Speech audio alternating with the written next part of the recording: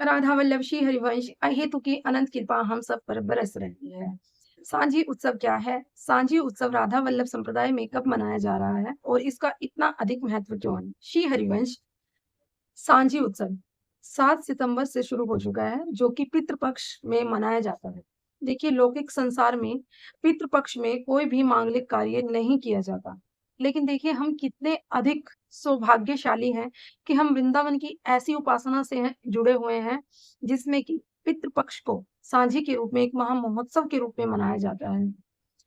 सांझी यानी कि दिन और रात्रि के मिलन को सांझ कहते हैं, संध्या कहते हैं। तो जो सांझी उत्सव है वो सांझ के समय यानी कि संध्या के समय मनाया जाता है।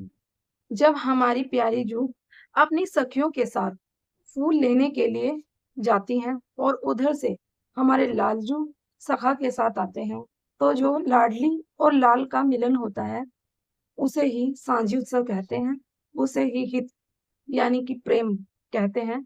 सखियाँ बहुत ज़्यादा हर्ष उल्लासित होती हैं लाडली और लाल के मिलन को देखकर आनंदित होती हैं बहुत ही। इसे एक महामहोत्सव के रूप में सांझी उत्सव को जो भी मनाता है, हमारे लाडली लाल उस पर प्रसन्न होते हैं और उसको मनोवांछित फल प्रदान करते हैं। सांझी उत्सव को हम घरों पर कैसे मना सकते हैं?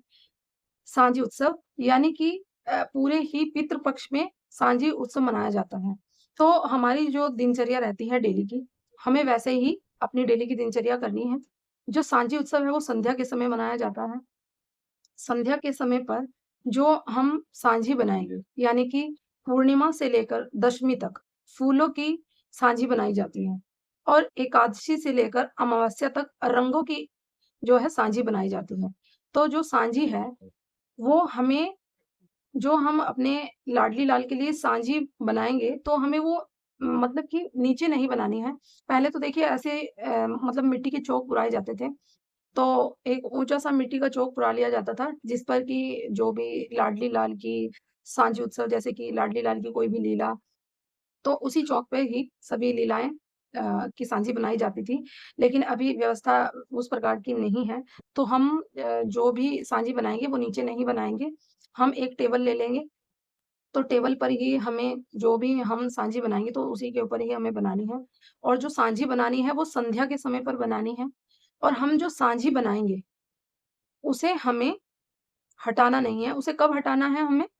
जब हम सुबह की मंगला आरती करेंगे, उसके समय हम उसे हटाएँगे और उन फूलों को हम विसर्जित कर देंगे। तो जो हम सांझी बनाएँगे अपने लाडली लाल के लिए, वो हम अपने सामर्थ्य के अनुसार ही बनाएँगे। देखिए, सांझी हम कोई भी फूल ले सकते हैं, गुलाब, गेंदा, जो भी आपकी सामर्थ्य है जैसी भी। हम श्री राधा नाम लिखकर या श्री हरिवंश नाम लिखकर भी रंगोली जो मतलब सांझी बना सकते हैं।